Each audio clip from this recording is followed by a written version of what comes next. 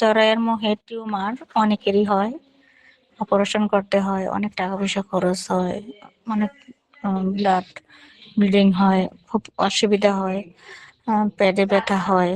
সে সমস্ত নারীদের জন্য বা সে সমস্ত মা ও বোনদের জন্য আজকের কথাগুলি শুনবেন।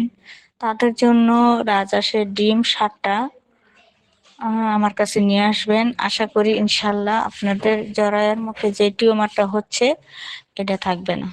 আস্তে আস্তে আস্তে আস্তে এটা শেষ হয়ে যাবে। তবে কোনো টাকা পয়সা লাগবে না, শুধু রাজহাঁসের 7টা ডিম লাগবে। আর বাকিটা আমি রাজহাঁসের ডিম দেয়া যে কোনো একটা কাজ আমি করব, সেটা আমি বলবো না, আপনারা শুধু খাবেন।